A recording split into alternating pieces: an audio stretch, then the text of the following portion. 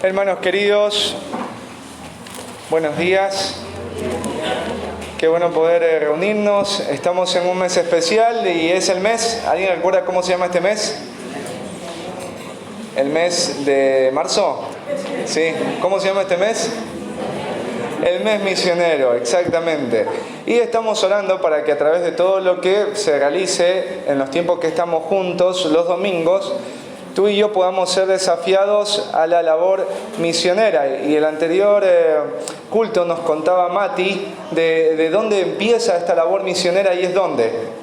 Dentro de casa, ¿no es cierto? Si podríamos pensar en cuál es la comunidad más básica de donde deberían salir los misioneros o el amor por las misiones, y tiene que ver con un mamá y un papá modelando a través del ejemplo, a través de una fe genuina, el camino para que sus hijos sigan ese camino, ¿no es cierto? Y Mati decía que nuestros hijos no van a amar lo que nosotros no amamos. Nuestro hijo no va a amar más la iglesia de lo que la amamos nosotros y no va a ser parte de la obra de Dios más de lo que nosotros estamos siendo parte de la obra. Y hoy vamos a abrir nuestras Biblias en Mateo, ahí capítulo 24.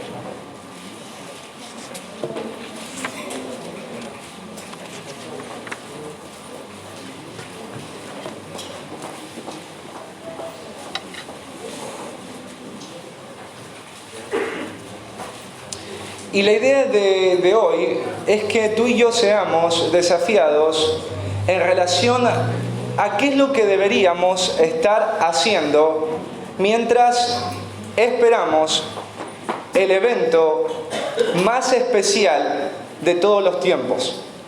Porque hay algo que se está orquestando a través de todo lo que está sucediendo en el mundo. Si tú te das cuenta de lo que está pasando en Ucrania con Rusia, no es una nota más en la música dentro del plan de Dios. Dios está llevando a toda la humanidad hacia un punto. Y ese punto cierra como un evento. Un evento que tú y yo deberíamos esperar y un evento que el mundo debería temer. Temer en gran manera. Y es la venida de Cristo.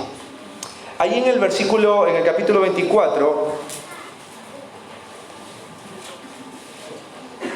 Ahí en el versículo 1 dice: cuando Jesús salió del templo y se iba, se acercaron sus discípulos para mostrarle los edificios del templo, porque ese templo era en gran manera majestuoso. Lo que vos hoy consideres majestuoso y bello y deseable, bueno, ellos consideraban de esa manera el templo ahí en Jerusalén. Entonces Jesús les dijo: ¿ven todo esto? ¿Ven toda esta belleza? ¿Ven todo este poder? ¿Ven todas estas deseables cosas? Dice, les voy a decir algo que va a ocurrir. Dice, no quedará aquí piedra sobre piedra que no sea derribada. Todo esto bello, deseable, bueno que ustedes ven, un día va a dejar de existir. Y ahí Jesús, desde el versículo 3 en adelante, Él va a hablar acerca de este evento llamada su segunda venida. ¿Sí? De que Jesucristo viene, de que en un momento todo lo que nosotros conocemos, como hoy lo conocemos, va a ser totalmente destruido. Y Jesús quiere decirle a sus discípulos toda la información que necesitan para que ellos respondan a algo. Y ahí viste en el versículo 3 dice: y estando él sentado en el monte de los olivos, los discípulos se le acercaron aparte diciendo: dinos, ¿cuándo serán estas cosas y qué señal habrá de tu venida y del fin del siglo? ¿Cuándo sucederá esto de que se va a destruir este templo y de que va a venir el fin del mundo, el fin del siglo? Y Jesús le dijo: mirad que nadie os engañe, porque vendrán muchos en mi nombre diciendo yo soy el Cristo, y a muchos se engañarán. Versículo 6, y oiréis de guerras y rumores de guerras. Mirad que no os turbéis, no se preocupen por estas cosas, ¿sí? Dice, porque es necesario que todo esto acontezca, ¿Por qué, Señor, lo de Ucrania? Señor, si se desata acá una guerra, Ucrania, sí, con todas las bombas que tienen, las armas que tiene Rusia, ¿sí?, van a destruir al planeta y uno se preocupa. Y Jesús dice, todo esto es necesario, dice, pero aún no es el fin. Porque se levantará nación contra nación y reino contra reino, y habrá pestes y hambres y terremotos en diferentes lugares. Y todo esto será principio de dolores. Entonces os entregarán a tribulación. Entonces Jesús empieza a hablar de todas las cosas que van a suceder, ¿no es cierto?, antes de que Él aparezca. Cuando vos ves que el cielo está gris, cuando vos ves que hay truenos, escuchas que hay truenos, ¿qué dices? Va a llover. ¿O viste cuando hay esos días donde hace un calor como que no es normal? Vos dices, en la noche llueve, ¿no es cierto? Todo eso te dan indicaciones de que tienes que lavar la ropa, de que tienes que meterla, tienes que fijarte en el techo porque si viene una tormenta se puede volar la chapa. O sea, sabes a través de señales que algo va a venir. Y eso que vos sabes que va a venir te tiene que llevar a algo. Y es a prepararte. Bueno, Jesús quiere hacer esto. Jesús quiere a través de esta información que los discípulos no tengan miedo, sino que los discípulos se preparen. Y tú y yo también somos discípulos de Cristo. Y a través de lo que vamos a predicar hoy, la idea es que vos te prepares, porque Cristo viene. Y mirá en el versículo 42, les dice, velad, estén despiertos, estén despiertos. Estén despiertos porque no sabéis a qué hora ha de venir vuestro Señor. Va a venir, pero ustedes no saben a qué hora va a venir el Señor. A qué hora va a ser este momento. Les doy las señales, pero no la hora de cuándo viene. Y en el 44 dice, por tanto, también vosotros estad preparados. Estad preparados. Dice, porque el Hijo del Hombre, Jesucristo, vendrá a la hora que no pensáis, a la hora que menos te imagines. Cristo vendrá en gran gloria y poder para juzgar al mundo pecador por su incredulidad, injusticia e idolatría. Jesús, a través de esto de prepárense, Él va a contarles a los discípulos 3 parábolas, 3 historias. La una es la del siervo infiel, la segunda es de las vírgenes, las 10 vírgenes, y la tercera parábola es la parábola de los talentos. Y vamos a estudiar hoy la parábola de los talentos. Y la idea es que a través de esta parábola vos entiendas cuál es la actitud que se espera de ti hasta que Cristo venga y está unida a la misión que Dios nos dio a todos nosotros como creyentes. ¿Sí? Así que vamos a leer la parábola de los talentos.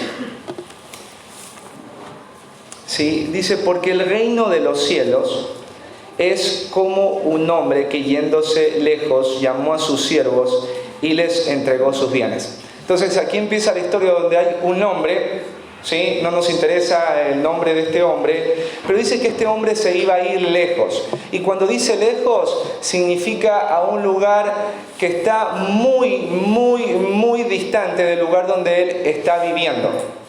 ¿Sí? Y dice que este hombre va a llamar a sus siervos, pero la palabra ahí es esclavos. Entonces, este hombre es un hombre que por tener esclavos entendemos que es un hombre millonario.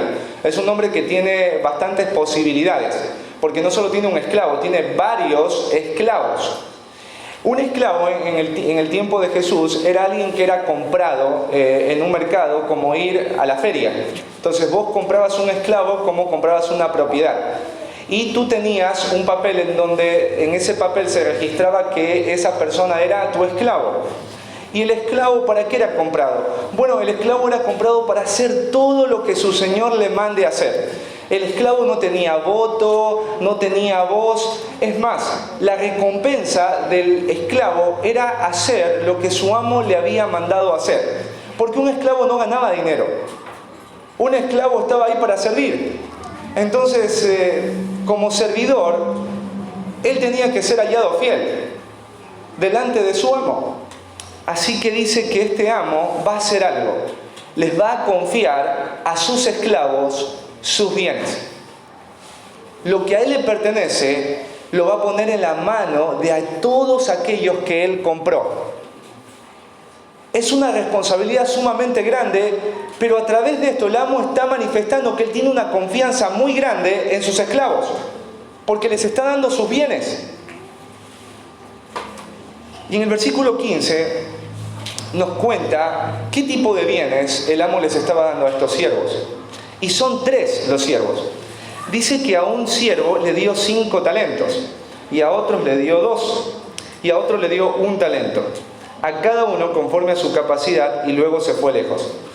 Hoy que tú escuches la palabra talento es distinto al significado que tenía en aquel tiempo. Cuando tú dices alguien tiene talento, tiene que ver con una capacidad o destreza natural que tiene. Pero el talento en aquel tiempo era una medida para peso, era una medida monetaria.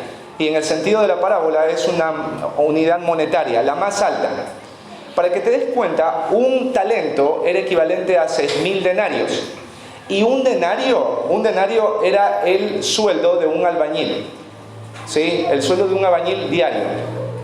O sea que 6.000 talentos era el sueldo que ganaba un albañil en aquel tiempo en 20 años. Un talento. El sueldo de un albañil, pero dentro de 20 años. ¿Cuánto sería 5 talentos? Serían 100 años. Toda esta cantidad de dinero la está poniendo el amo en las manos de este esclavo. Es una medida terrible. Así que este amo le dice al siervo: confío en ti, administra estos bienes míos. Pero dice que a otro le dio 2 talentos.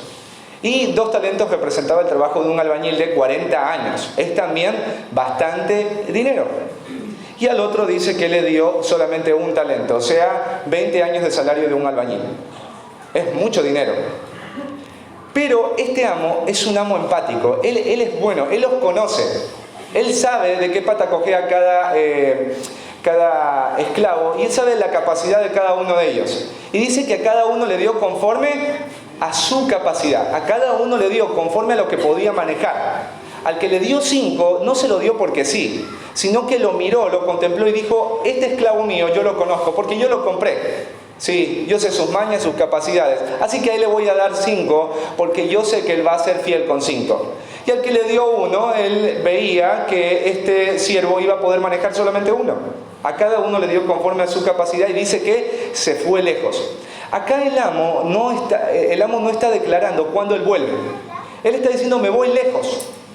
No le está dando una indicación de: miren, yo me voy durante 3 años, 4 años y después voy a regresar. Él le dice: me voy lejos y yo les pido algo específico a ustedes, y es que cuiden de mis bienes. Bueno, cuidar de los bienes del amo, y este es un principio de administración, cuidar los bienes significa devolver esos bienes que te fueron cuidados, pero de mejor manera. Eso es administración en esta parábola.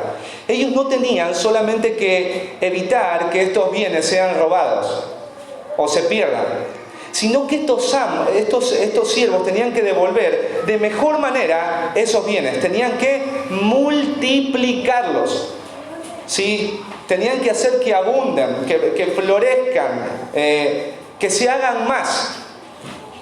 Y en el versículo 16 vemos qué fue lo que empezaron a hacer estos siervos, ¿no?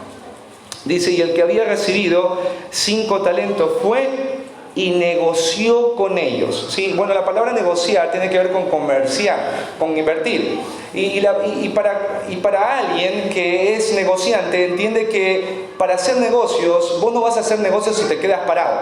Para hacer negocios vos tienes que ir a preguntar, tienes que moverte, tienes que ir a ver la mercadería, ver cuál te conviene, ver cuánto es el costo. O sea, no es sencillo hacer negocios e invertir, porque también tienes que preguntarte: si invierto acá, ¿me va a ir bien o va a haber pérdida? O sea, tiene que haber un estudio también del mercado, de cómo evitar peligros, ¿no es cierto?, detrás de toda esa responsabilidad que tienes. Así que este siervo hizo todo eso. Él trabajó mucho trabajó.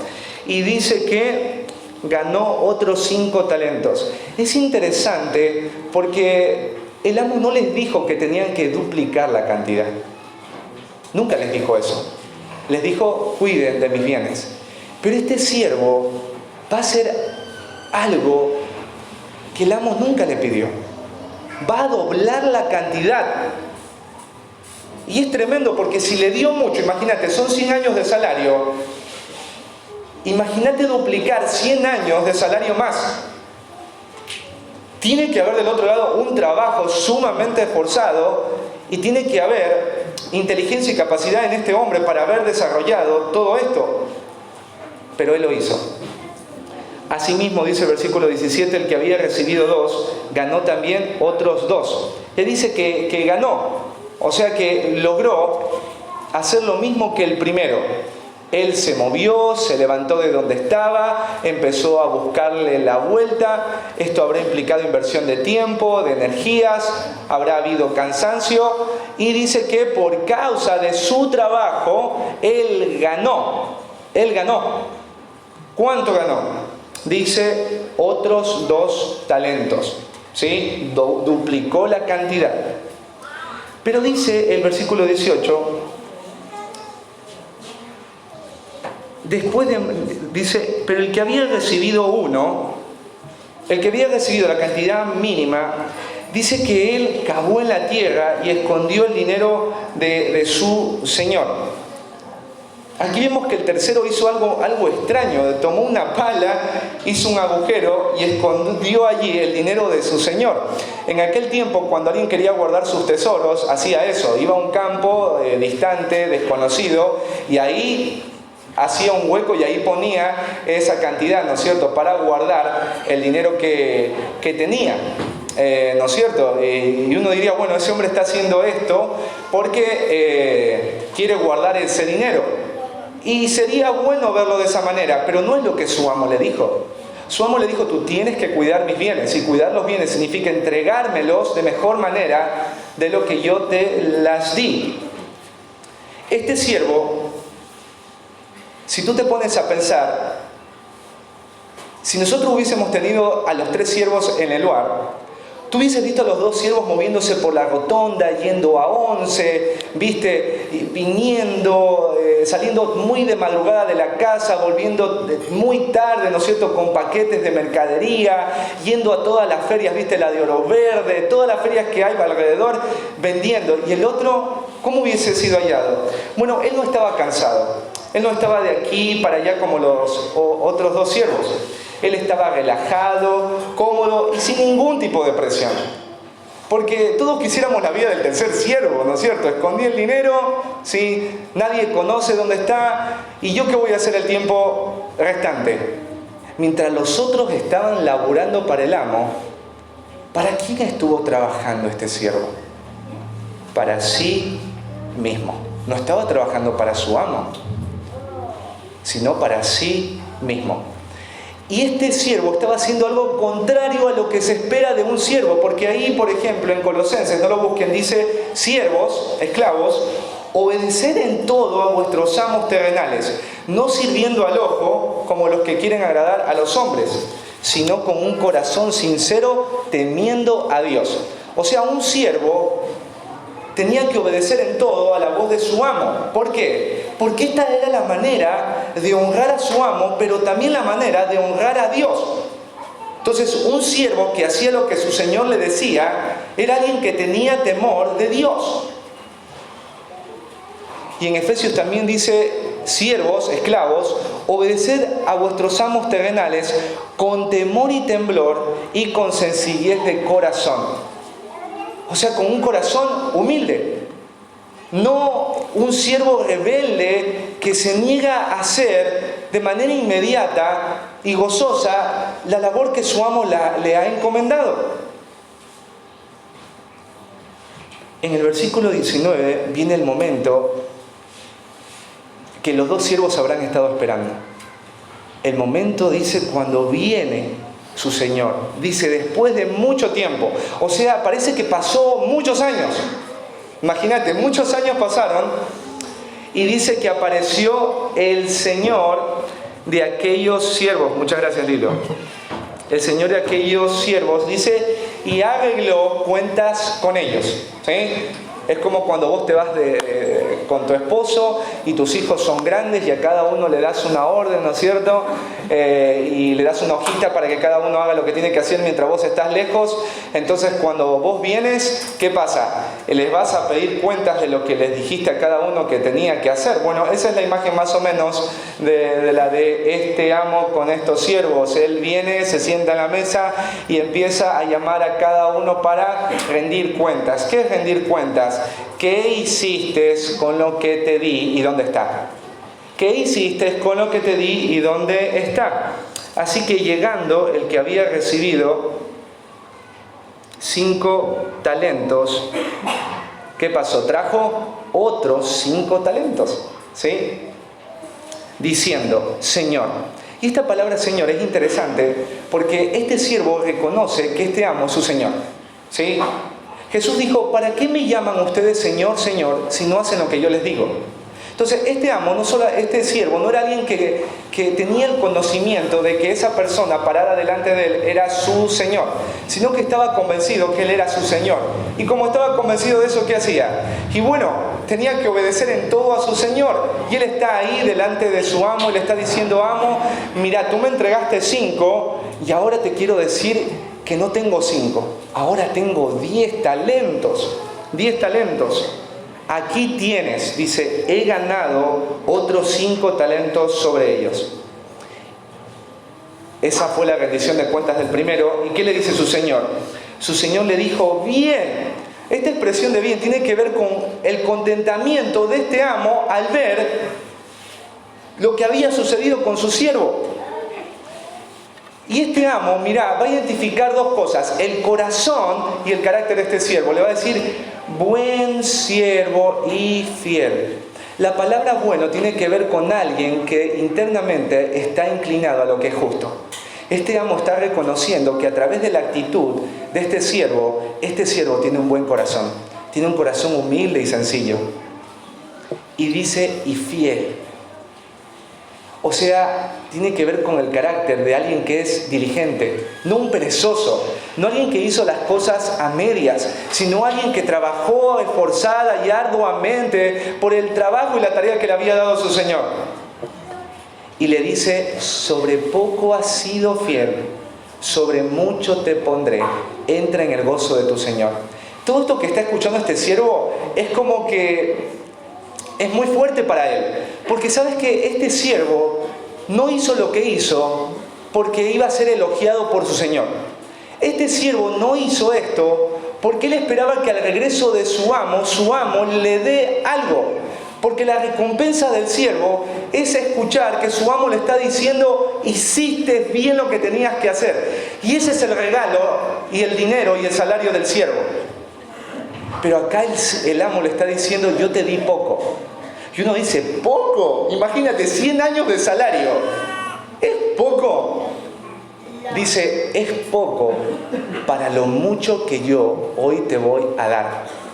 En la expresión que está diciendo este amo, le está diciendo, durante todo este tiempo has sido un siervo, mas ahora yo te voy a colocar como gobernante. Y en Proverbios dice que la mano del diligente dice que enseñoreará, será señor. Pero la mano del perezoso, del negligente, será tributaria. O sea, terminará siempre en esclavitud. Y aquí vemos que este siervo fue fiel y bueno. Y su amo ahora lo va a poner como un gobernante. Pero lo va a poner a cargo y en posesión de tantos bienes que este siervo ni siquiera puede calcular. Porque este amo no solamente es en gran manera bondadoso, sino en gran manera rico. Versículo 22, le toca al segundo. Llega también el que había recibido 2 talentos y dijo, Señor, 2 talentos me entregaste, aquí tienes. He ganado otros 2 talentos sobre ellos.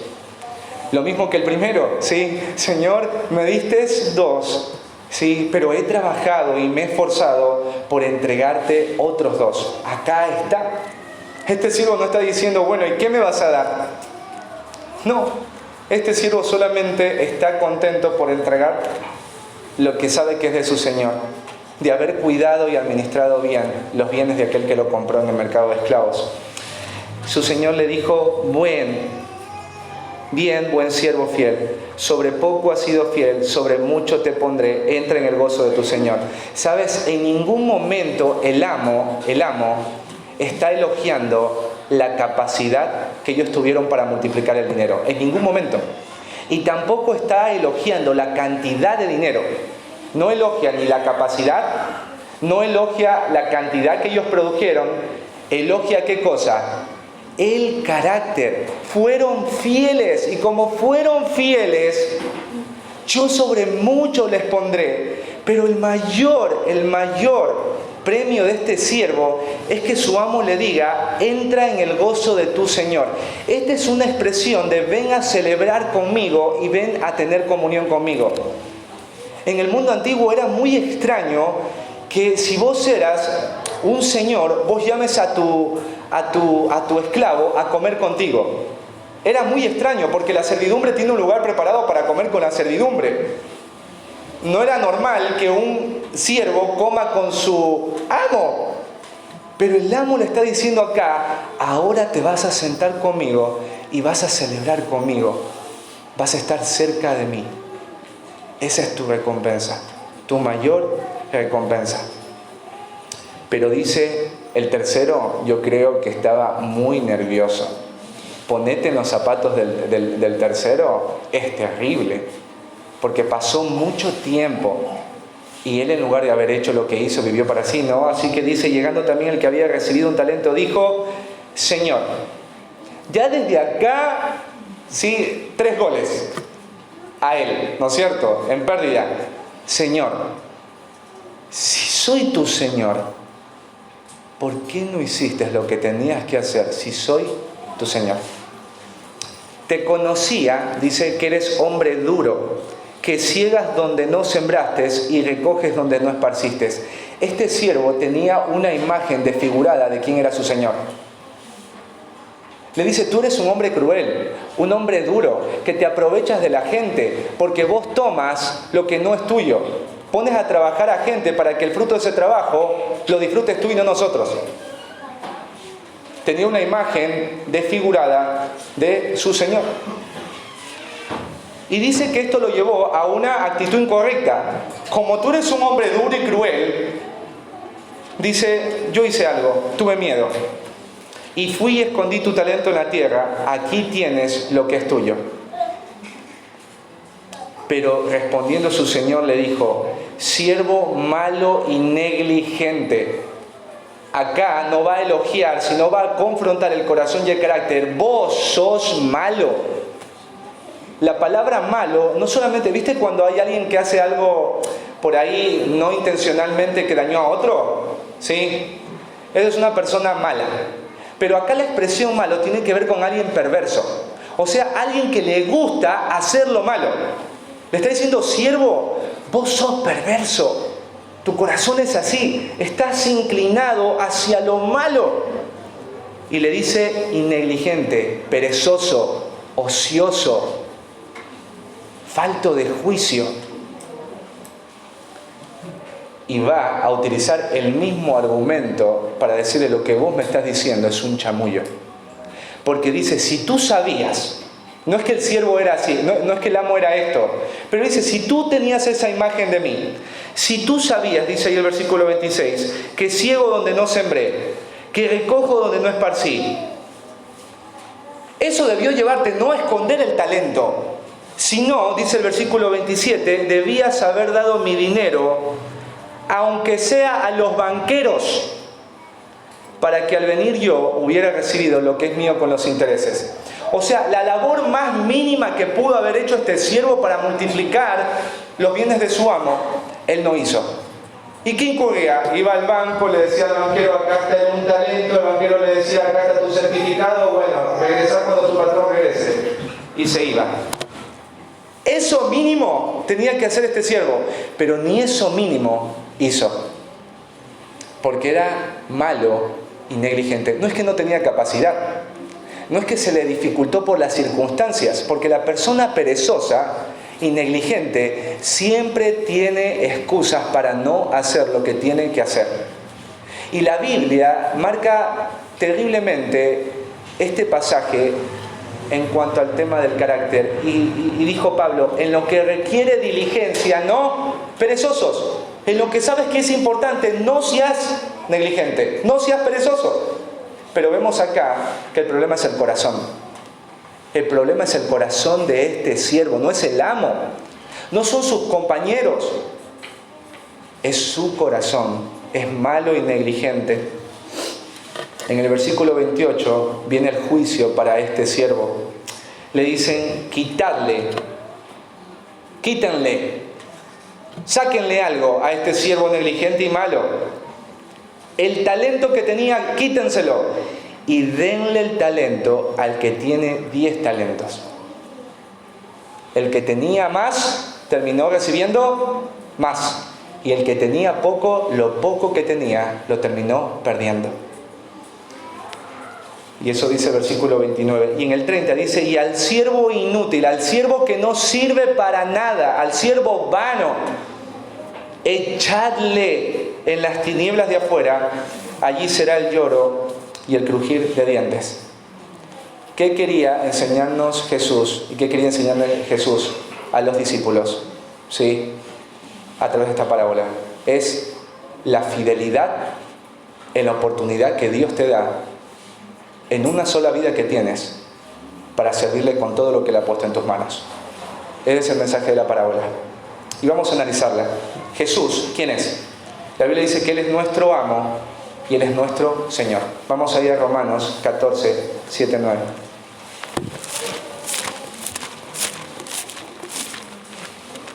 Romanos 14,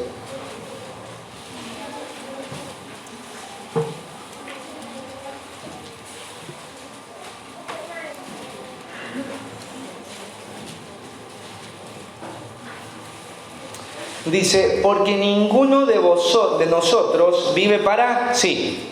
Ninguno de nosotros tiene que vivir para sí mismo. Y ninguno muere ya para sí mismo. Dice, pues si vivimos, para el Señor vivimos. Y si morimos, para el Señor morimos.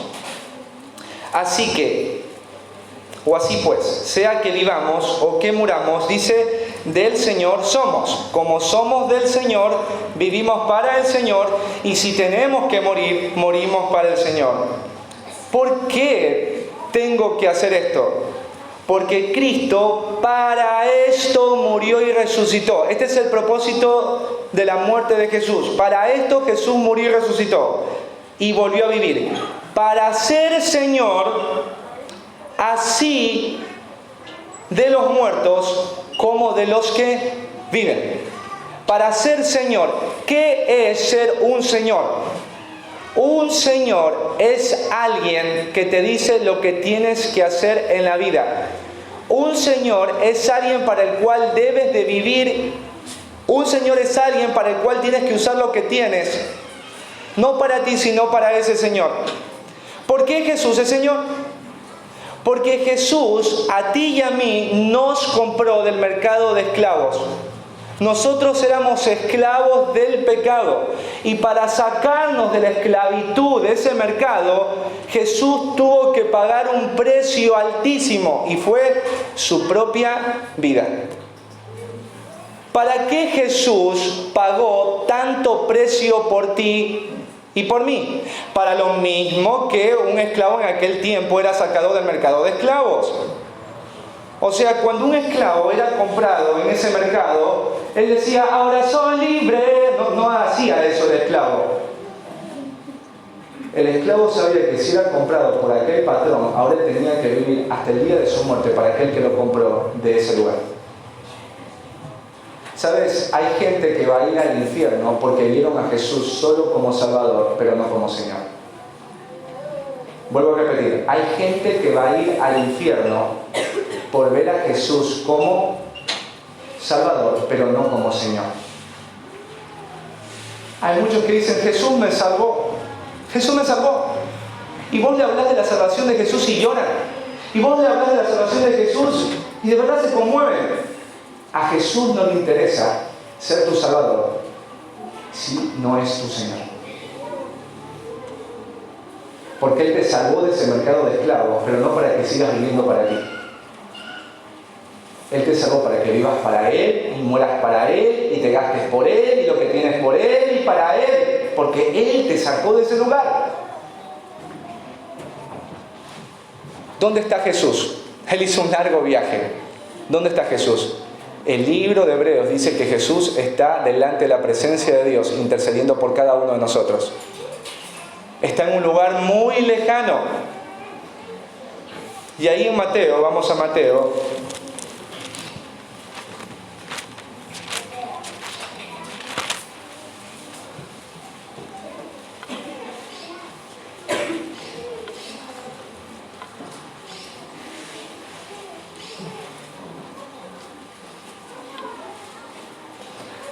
(24:36).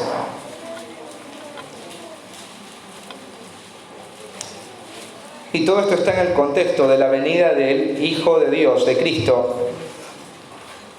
Y dice el 36, pero del día y la hora nadie sabe. El día y la hora en cuanto a qué, a su segunda venida. Ni aún los ángeles del cielo, sino solo mi Padre. Entonces Jesús está ¿dónde? Jesús hoy está en el cielo. Y dice que Él va a volver. ¿Se acuerdan? Como este amo. ¿Cuándo va a volver? Nadie lo sabe. Ninguno de nosotros lo va a saber.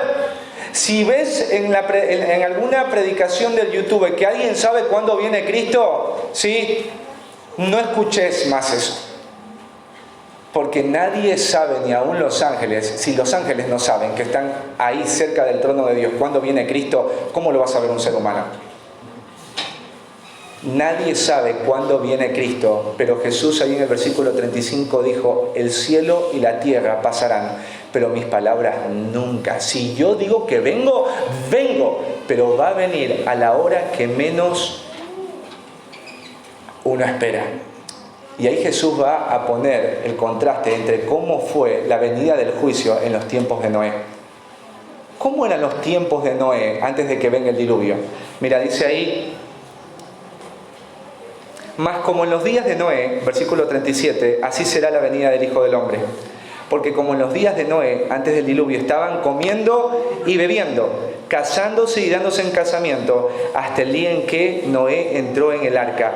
Y no entendieron hasta que vino el diluvio y se los llevó a todos. Así será también la venida del Hijo del Hombre. O sea, va a venir Jesús en el momento que menos te imaginas. Puede ser mientras tú estés comiendo. Puede ser mientras tú estés tomando mates. Mientras tú estés yendo al trabajo, Cristo puede venir. Es inminente. Así que Jesús es tú y mi Señor. Él está en los cielos, ha hecho un largo viaje. Y eso significa que tú y yo tenemos una responsabilidad. Y la responsabilidad, el trabajo de nosotros es hacer discípulos. Mira, vamos ahí a Mateo 28.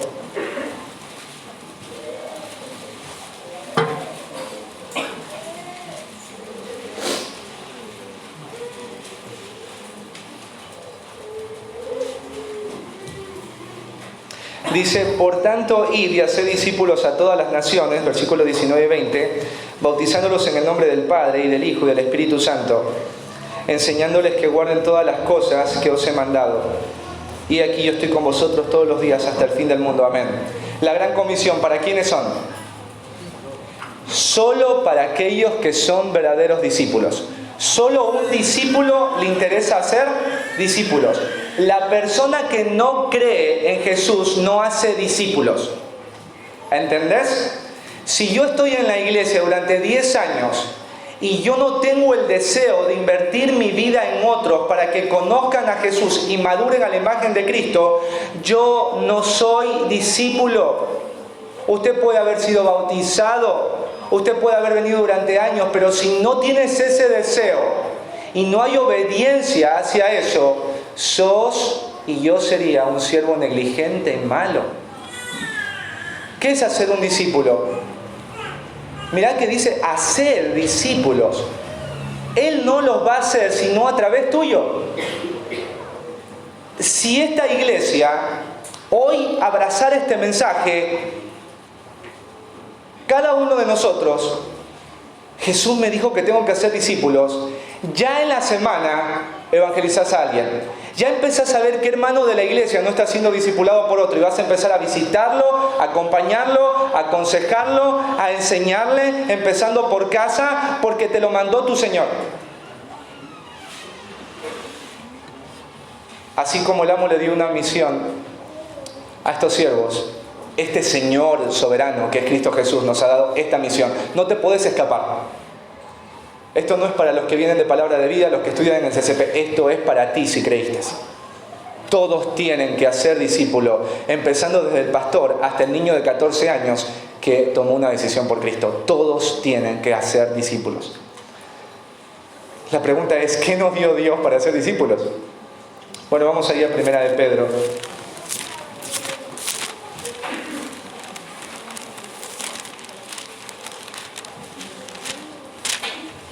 Primera de Pedro 4,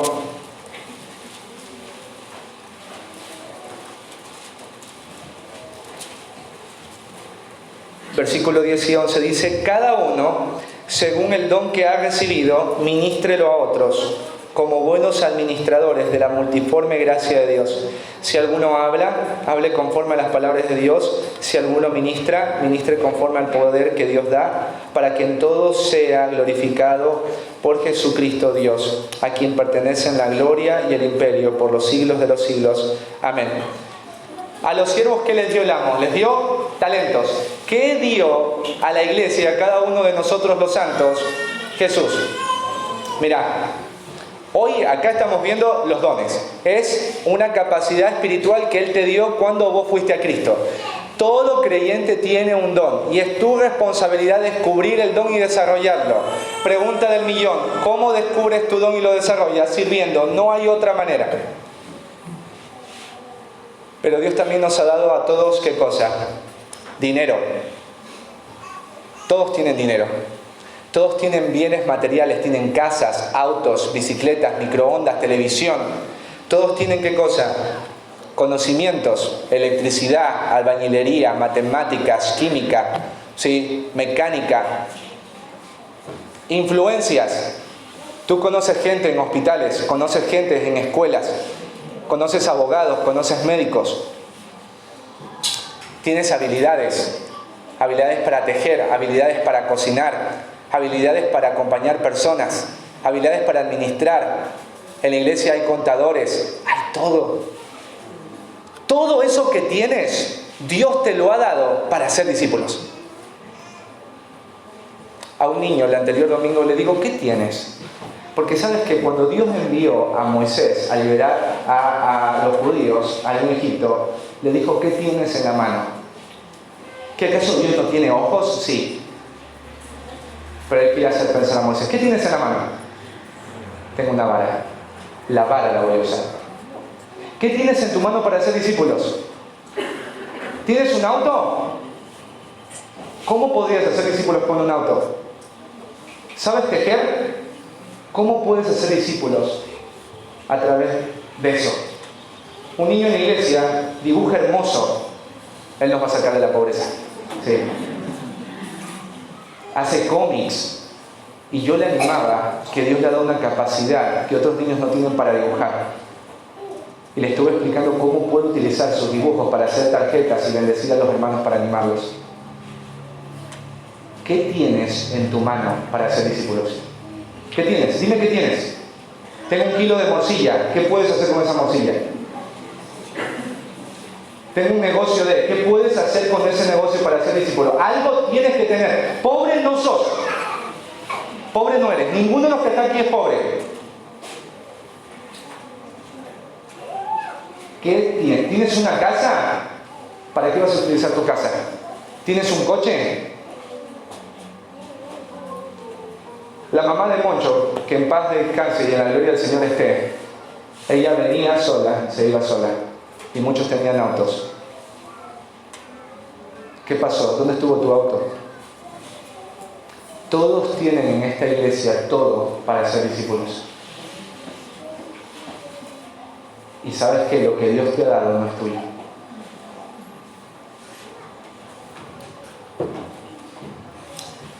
¿Qué es lo que tenemos que hacer con lo que Dios nos ha dado?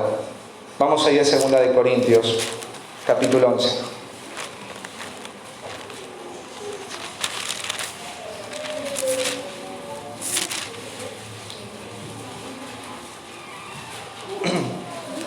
¿Vieron esa? Lo podríamos resumir así con esta palabra, este himno. ¿Qué tendríamos que hacer con lo que Dios nos ha dado en las manitos? Trabajad y orad en la viña del Señor. Eso, trabajar. ¿Viste? Si alguien tiene alergia en trabajar, sí, va a tener que tomar la loratadina de la gracia de Dios y empezar a trabajar. Porque para producir fruto eterno y para ser discípulos tienes que trabajar. ¿Hasta qué punto, Diego, tengo que trabajar? Hasta todo lo que te dé el motor llamado vida. Pablo es un ejemplo de eso. Mira ahí, capítulo 11, versículo 23.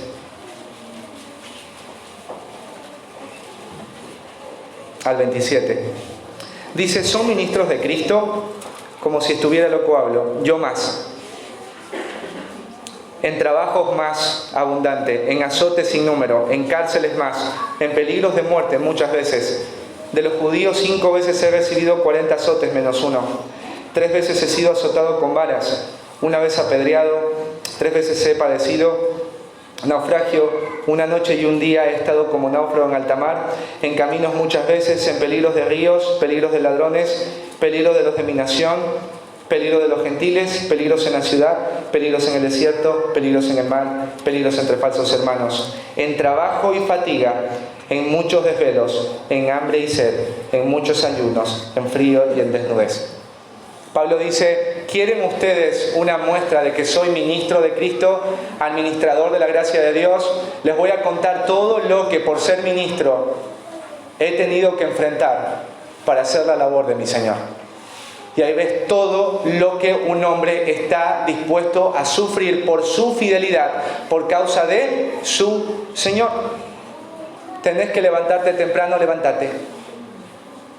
Si tienes que perder algo en tu vida, qué bueno que lo pierdas, pero que sea por una razón válida y que sea Él la razón. Porque es Él. ¿Qué pasa con las personas que hacen su trabajo en fidelidad? ¿Sabes? Lo más difícil en la iglesia es servir con personas que son negligentes y perezosas. Porque un perezoso siempre tiene que estar siendo motivado para hacer lo que tiene que hacer. El perezoso no se proyecta, siempre busca la comodidad. Está contento con lo que tiene. Busca autocomplacerse. Siempre tiene excusas y argumentos para no hacer lo que tiene que hacer. Porque alguien diría, soy mamá, tengo 3 hijos, 4, 2, no puedo hacer discípulos. Eso es mentira. Mati te explicó que podés empezar desde casa. Y cuando empezás a hacerlo desde casa, Dios empieza a abrir las puertas para hacerlo fuera de casa, con tus propios chiquitos. ¿Qué pasa con las personas fieles? Las personas que dicen como Pablo, lo doy todo. Vamos a ir a 2 de Timoteo 4.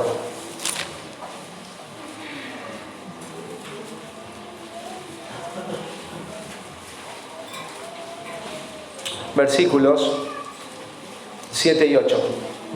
Aquí Pablo, si nosotros tuviéramos la tumba de Pablo, creo que esta sería la frase que Pablo hubiese dicho, pónganme esta frase ahí, en mi tumba. He peleado la buena batalla, he acabado la carrera, he guardado la fe. He peleado la buena batalla, pero este hombre de verdad la luchó por la verdad.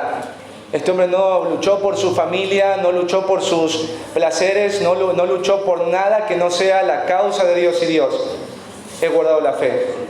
Y dice, por lo demás me está guardada la corona de justicia, la cual me dará el Señor, juez justo, en aquel día. Y no solo a mí, sino también a todos los que aman su venida. Pablo dice, todo lo que he hecho vale la pena a la luz de la eternidad, a la luz de la verdad, de que un día voy a recibir galardones por causa de mi servicio fiel a Dios. Pero termina diciendo, para todos los que aman la venida. ¿Cómo te das cuenta que alguien verdaderamente es cristiano? Es sencillo. Una persona que es cristiano verdadero ama la venida de Cristo, la desea. ¿Cómo muestras de manera práctica que amas la venida de Cristo? Haciendo lo que Él te dijo que tenías que hacer, usando lo que tienes para ser discípulos, porque tú sabes que si Él viene, te gustaría recibirle haciendo lo que Él te manda hacer. Ese es un verdadero creyente. Yo quiero hablar a algunos de ustedes y preguntarles cuántos años tienes en la vida cristiana y cuántas veces estás escuchando la palabra. Porque si tú dices que amas la venida de Cristo y te encuentras viviendo para ti mismo y usando lo que tienes para ti mismo, escúchame, estás mintiendo contra la misma verdad que un día te va a condenar. Si tu esposa no quiere servir, tu esposo no quiere servir, o tus hijos no quieren servir, cuando te encuentres delante de aquel Señor y te pida cuentas, no va a servir la excusa de que tu esposa y tus hijos no te acompañaron. Él te va a preguntar, ¿quién era yo para ti? Mi Señor. ¿Y por qué no hiciste lo que yo te dije? Imagínate cuando estemos ahí en la eternidad, ¿sí? Y ahí en Apocalipsis dice que hay un cuadro donde está Cristo sentado en gloria, en poder, el Cordero, ¿sí? Con ojos como llama de fuego. Y dice que están ahí alrededor los ancianos que representan la iglesia. Y dice que todos ponen sus coronas a los pies de Él. Vos ves que todos ellos tenían coronas. ¿Y por qué tenían coronas? Porque todos ellos fueron fieles haciendo lo que Dios les mandó a hacer.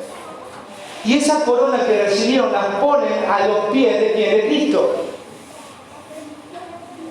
¿Sabes qué tremendo va a ser sentarnos con Cristo y que Cristo sirva a aquellos que estuvieron sirviendo acá en la tierra? No sé si te has preguntado quién va a servir en el cielo a los santos. Cristo Jesús. Como en la imagen de este amo. Ellos vivieron para hacer todo por su Señor. Y su Señor ahora les dice, entren en el gozo de su Señor. Vengan que ahora yo les voy a servir. Ya no se van a sentar fuera de mi mesa.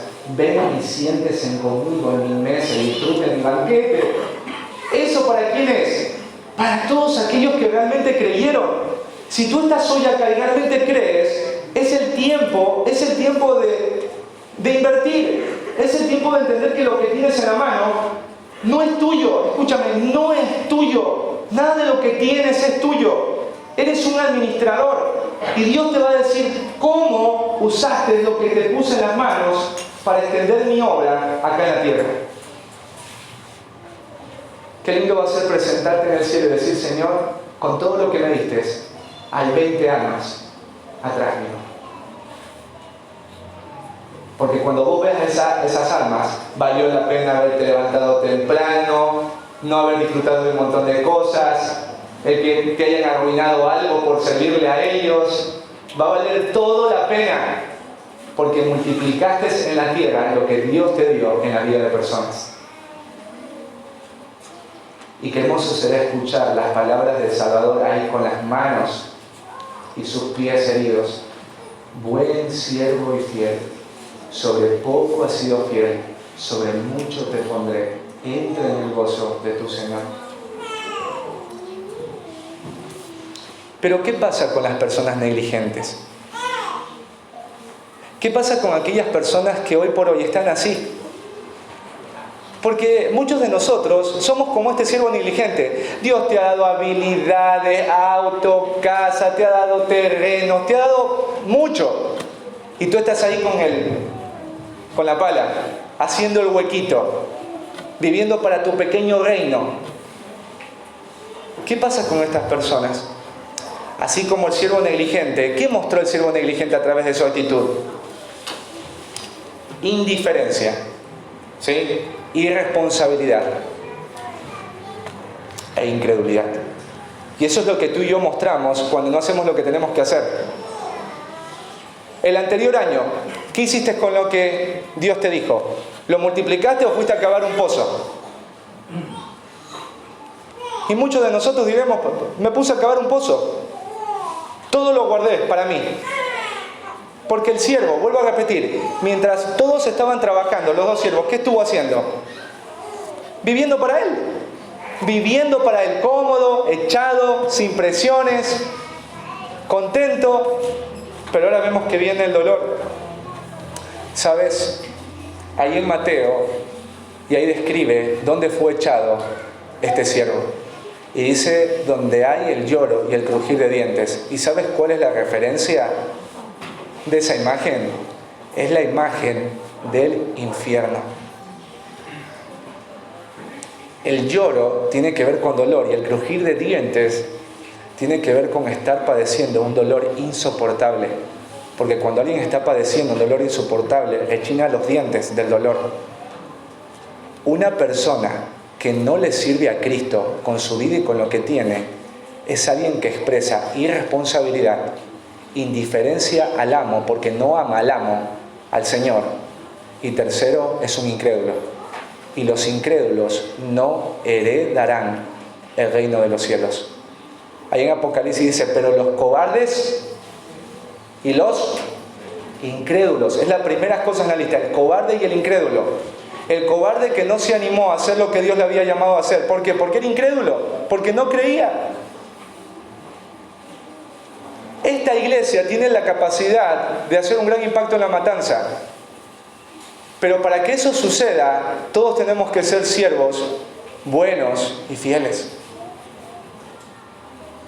Y Dios hoy te está llamando a entregarlo todo. A entregarlo todo. ¿Qué vas a hacer? Hay un mundo que está perdido. Esta zona hay gente que está perdida. ¿Sabes quién tiene que hacer la labor acá para extender el reino de los cielos? Tú, todos nosotros. Pero ¿cómo lo hacemos? Si todavía a ti y a mí no nos cae la ficha que nosotros tenemos que vivir por aquel que murió y resucitó por nosotros. ¿Cómo le hacemos si tu corazón todavía no está convencido que Él no es solamente tu Salvador, sino que también es tu Señor? ¿Cómo le hacemos si tú todavía sigues viviendo para ti tus proyectos y no para su proyecto? Y te quiero especificar algo. Voy a tratar de explicártelo porque a veces no lo explico bien. Mirá, si yo quiero utilizar este celular para ser discípulos, ¿sí? Buenísimo. Porque cuando yo me muera, pierdo, ¿qué cosa? El celular, pero gano todo lo que generó mi trabajo, por la gracia de Dios, ¿a través de qué? Del celular. Lo que hace que yo haya ganado doble vez. Pero si yo no quise utilizar el celular, sino que lo quise utilizar para mí, el día en que me muera, no me llevo el celular y no me llevo nada de lo que pudo haber generado. Entonces fui doblemente perdedor. Por eso dice la Biblia, el que tiene poco, lo poco que tiene, se le quitará. Lo poco que Dios ha puesto en tus manos, el día en que te mueras, Dios mismo te lo quita. Y no lo vas a volver a ver nunca más. El iPhone, el auto, la casa, todo lo que tenés, no lo volvés a ver más. Pero si lo pones para el Señor, sobre lo que diste se te añadirá algo que hoy no puedes ni siquiera contar, porque es eterno. Y ahí están los dos tipos de creyentes. El creyente que vive para sí, llorando por su vida, por sus problemas, todo el tiempo yo. Y no se para de ahí. El día en que este hombre y esta mujer muera, es peor que la vida de alguien que fue abortado. Porque el abortado no tuvo las posibilidades que ese hombre vivo tuvo. Pero si vos te gastaste para el Señor, habrá valido la pena vivir la vida que viviste. Porque del otro lado hay recompensa. Amén. Y hay una canción que la voy a cantar a capela, me parece tan apropiada, porque si Dios me ha dado el poder cantar, lo voy a utilizar, ¿sí? Y te voy a animar a escuchar la letra, y se llama Entrégalo Todo. Y te quiero animar a eso, a entregarlo todo, y vamos después a terminar orando. No importa lo que tengas en tu mano, entrégaselo al Señor. No importa si es mucho o poco, hazlo con todo tu corazón. Él siempre estará dispuesto, esperando que lo entregues a sus pies, porque todo lo que tienes es de Él. No esperes a sentirlo, esa no es su voluntad. Es una decisión que no te arrepentirás. No pierdas más el tiempo. Entrégalo todo, no hay nada mayor que eso, que toda tu vida sirva por completo ante el Dios tu Salvador. Estás preparándote para la eternidad. No importa lo que digan, lo que piensen los demás, porque nunca lo harás. Quita los ojos de los hombres para que así lo puedas disfrutar. Él siempre estará dispuesto para utilizarte con todo el poder, todo lo que eres, todo lo que tienes, todo lo que quieres hacer. No esperes a sentirlo, esa no es su voluntad. Es una decisión que no te arrepentirás. No pierdas más el tiempo. Entrégalo todo, no hay nada mayor que eso, que toda tu vida sirva por completo ante el Dios tu Salvador.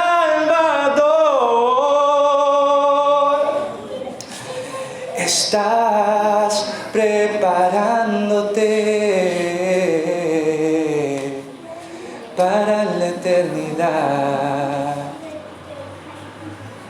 Amado buen Dios, cuántas gracias te damos, Señor, por tu palabra, que es tan viva, tan eficaz, que nos confronta, Señor, pero al mismo tiempo nos anima. Este es el mes misionero, Señor, y gracias por proveer de oportunidades para que nuestro corazón sea desafiado a ir por más, para que nuestro corazón pueda entender que estamos acá no como dueños de nuestra vida, sino como administradores de una vida que es tu vida, Señor. Padre bendito, te ruego que afirmes esta verdad en mi corazón y en el corazón de mis hermanos, para que lo entreguemos todo este año. Entregar todo, Señor, por tu causa, Señor. Que si se rompe algo, si se daña algo, si se desordena algo, si nos gastamos y enfermamos, si nos debilitamos, si lo damos todo, Señor, que sea por causa, Señor, tuya, por causa de tu gran plan. Señor, perdónanos por causa de nuestro egoísmo, de nuestra indiferencia, de nuestra irresponsabilidad y aún de nuestra incredulidad, porque estamos viviendo de alguna manera como que Jesús nunca fuera a volver. Y Pablo amaba la venida de Jesús.